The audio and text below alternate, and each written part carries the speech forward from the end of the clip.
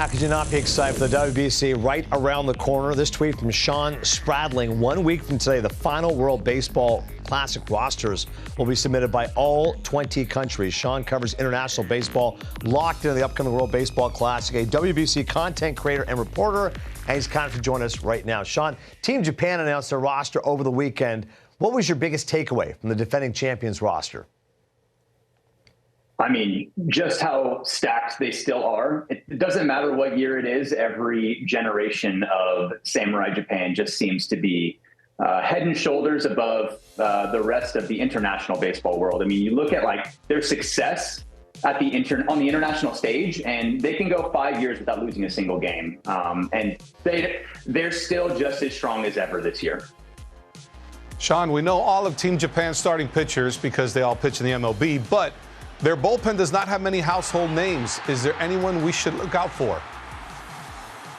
Yeah, I think that they're not household for MLB fans because a lot of their top relief pitchers, a lot of the bullpen is still in NPB and will likely be in NPB for their career. But that doesn't mean they're any less elite than the rest of the pitching rotation. Because you got guys like Taisei, he goes by Taisei. His name's Taisei Ota. I love the players that just go by that one name like Ichiro. But he played in 2023 for Samurai Japan, played for the Yomiuri Giants. He has that sidearm, like that low sidearm slop from the right side. Fastball in the upper 90s, up to 100. Last year before the season, 100 NPB players voted on who had the best fastball in NPB, and he won. So, I mean, he's dominant. I do love people who do go by one name. Prince, Cher, Kramer, all the greats do that. Adnan. Yeah, it's just Adnan. That's it. Chandler Rome reported today Carlos Correa, Sean, would not play in the WBC for Yadi Molina's team, Puerto Rico. It's interesting, as far as Correa is concerned, his comments specifically, I'm definitely upset because I've been preparing really hard this offseason to get better this year and be ready early so I can be ready for the WBC. I also understand the business side of things, and that's too big of a risk to take to play with no insurance. What was the reason for this? Yeah, I mean, it's frustrating, I think, for fans to see insurance be the reason why a national team is not at full strength. Because for me, it's like one thing if the player decides for personal reasons not to play, but then when fans see like my national team's not going to be full strength because of insurance, it's a little bit of a hard pill to swallow. I know that in that same article that Chandler Rome put out, that he said that MLB and the MLBPA agreed on an insurer to analyze every player that was playing in the WBC, and I guess that insurer decided that he was not fit to play. But as you can imagine, players like Correa, when they're preparing all offseason, they start ramping up early, and then all of a sudden they find out that they're not playing. That can be pretty frustrating. Sean, another note, O'Neal Cruz, he's announced he's playing for Team Dominican Republic. Where does he fit in that roster? Yeah, I mean, it's crazy because, like, if you look at that lineup, he's probably going to be coming off the bench. Like, that's how you know how strong a team is when you got, like, guys like Junior Caminero and O'Neal Cruz both able to hit 30, 40-plus bombs, and they're not even starting. I mean, it's pretty much dream team scenario for their offense. It's more the pitching that I think is the biggest question because you have a lot of guys that might be having insurance issues or might be kind of back and forth on if they want to play. Pretty much all the Dominican guys want to play. It's more just like getting that final approval from all the parties. That outfield is ridiculous, by the way. I mean, Tatis, Soto, and Julio Rodriguez. Wow. Nolan Arenado committed to Puerto Rico. Sean, how does he fit into their lineup? Yeah, well, I mean, if you asked me yesterday, I would have said, or even this morning, I would have said he's probably going to be their first baseman. But now with Correa reportedly out, then he'll probably slot in as their third baseman. Because historically, it was Correa at third, you had Lindor at shorts, Javi at second, at least in 2017. And so I'm guessing that Arenado is probably going to be that third baseman now, which is, I mean, it's awesome to see him play in the tournament. I think fans are back and forth on if they like when players play for multiple countries. But, I mean, having him in the tournament only helps baseball. So I'm excited to see him play for Puerto Rico. Okay, last but not least, what's left with Mark DeRosa? What does he have on his checklist to get ready for this Classic? I mean, we're getting down to the last handful of roster spots. We're pretty full if you look at the full projected roster. I think if you were to ask most WBC and Team USA fans, there's one glaring player that everyone wants to see kind of round out this roster at the end of the announcement, and it's Mike Trout. If you look at the DNA of that 2023 team, it was such a pivotal moment when Mike Trout committed in the summer of 2022, because then it was the ripple effect from there. You had Bobby Witt Jr., you had Mookie Betts, you had everybody committing after him. He was that one core piece holding the team together. And at the end of the 2023 WBC, after they lost to Japan, he was very clear. He said in the press conference at the end, he said, they won round one and we'll be back. So I think everybody's holding out hope that he's still going to be announced on this roster, and I think he'd be the perfect last piece for that lineup. We shall see if it happens. WBC content and creator, Sean Spradling. Can I interest you in perhaps a thumb war or an arm wrestle with John Morosi to see who really is the biggest WBC fan? He's got about 15 years of WBC history on me, but thumb war sounds good. Yeah. We're going to get it done. Spradling Morosi, that'll be the undercard to the WBC. Thanks so much, Sean. Appreciate you. Thanks, guys. This was awesome. Leading the league with JP Morosi, we're inching closer to the World Baseball Classic. Good stuff. JP, did you get hit in Michigan with the same snow we got here in the Northeast? How bad was it, first of all? Oh, it was glorious. We had 2 snow days for the kids, a little bit of shoveling for us, a little bit of sledding for us as well. Meanwhile, my wife Alexis and my oldest daughter, they were down in Florida at a field hockey tournament. So I was at home with our 2 youngest. We rode it out together, and it was a wonderful memory for us all. And putting the finishing touches on this long-awaited Great Britain. No, not yet, Matt. Why not? Because he went to the Michigan-Nebraska basketball game. Oh, right. Number 3 against number 5. Knocked him off, huh? No longer unbeaten. I got to tell you guys, amazing atmosphere at Chrysler on a weekday night. I was very impressed by the Cornhuskers and Coach Hoiberg and his team. They were missing a couple key contributors, so to only have a 3-point loss to one of the best teams in the country, very impressed by both sides. Michigan State on Friday. I want to see as many Big Ten teams as possible in the Final Four this season. We are in the Big Ten world these days. Yeah. Sorry, SEC. Paying the money. All right, let's get to the World Baseball Classic. Let's get to some baseball here. And this Great Britain story, we talk about teams like nation teams like Great Britain, and the subset for me is, cute story. Do they have a chance to compete here? What are we looking at realistically? Well, they definitely have a chance to compete, Matty. And you think back to the last World Baseball Classic, Great Britain made their WBC debut, played actually pretty competitively against Team USA in their first game, but this was the one that they're still talking about in Great Britain. That is the Jaden Rudd double, the Harry Ford home run. Great Britain was able to defeat Team Colombia. That win allowed them to qualify for this World Baseball Classic, now with a new manager, Brad Marcelino, who actually has represented Great Britain internationally himself as a player. His father, Oscar, also played for Team GB. And here's what Brad Marcelino told me during the winter meetings about the development of baseball in Great Britain. I think back personally to '99 when I first played for the program, all the way to my last year in 2012. Now, here as a staff, as a country, the momentum is a big deal, right? And I think now it's a matter of us putting it all together, making sure that we're understanding we're here to win. But we definitely had press from the Times, from the news, from different politicians within the UK. I think it just, schools are picking up on it, right? Like you covered, the Harry story.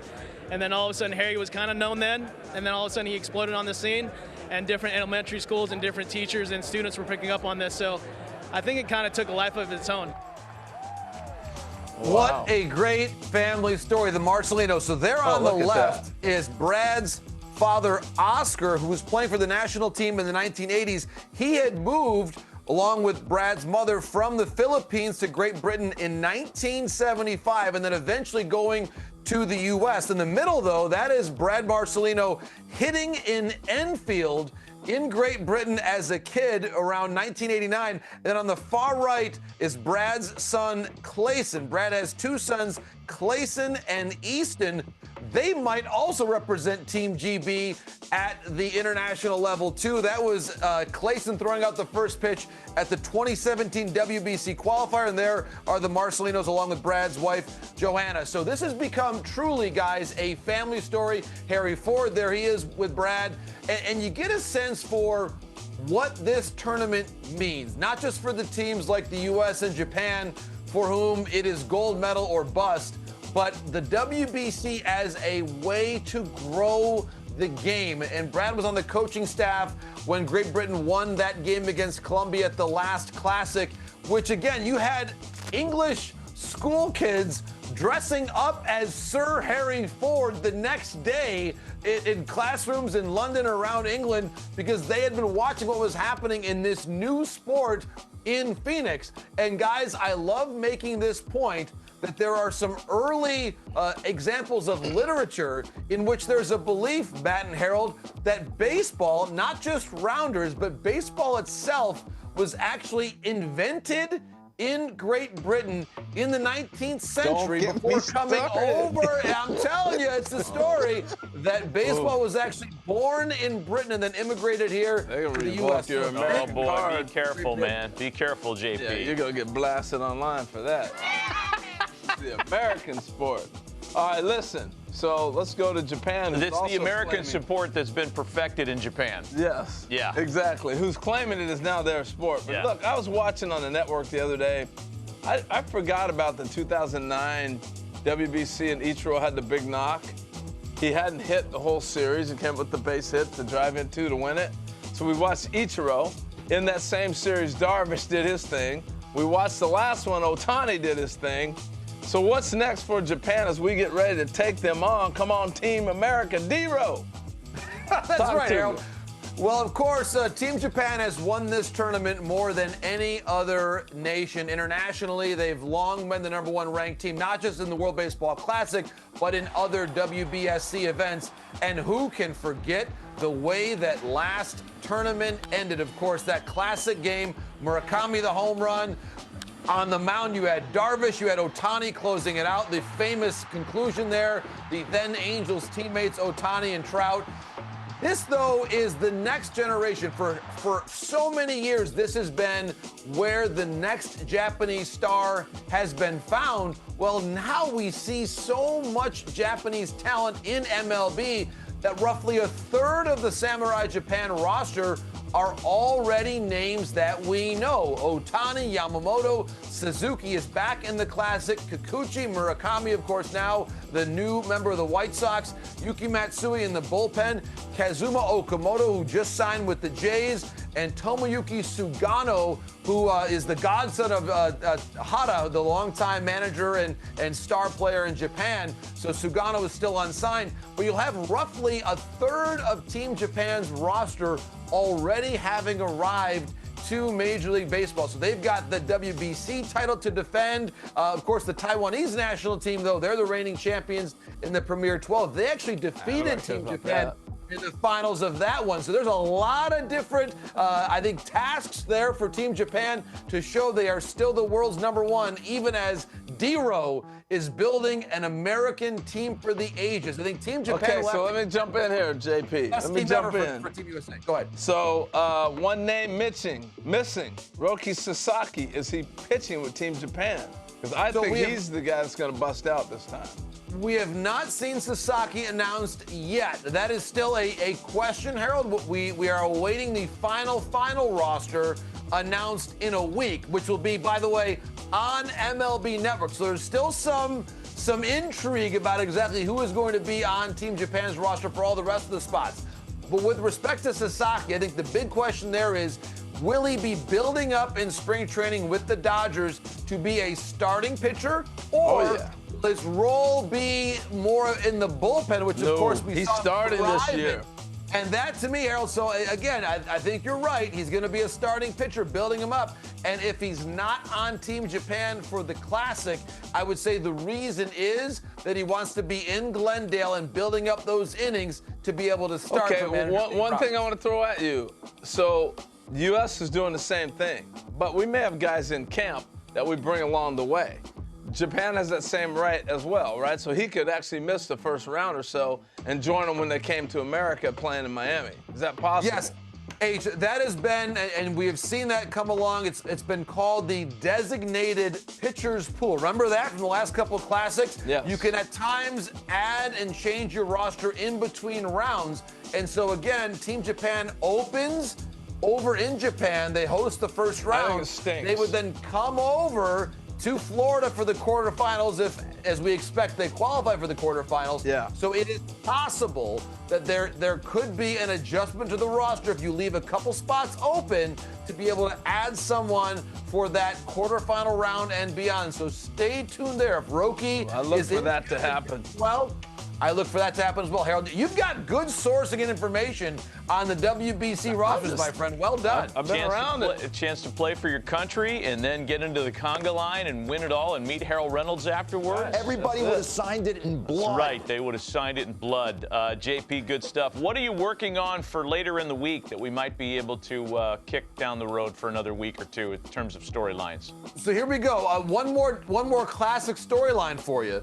Nolan Arenado has played twice before, and he has plans to play for a new country in the Classic this time around. So we'll tease that one. We'll get Nolan Arenado's plans next time. It's a teaser. You're fluent in Spanish, right? Yeah, he's fluent in Spanish.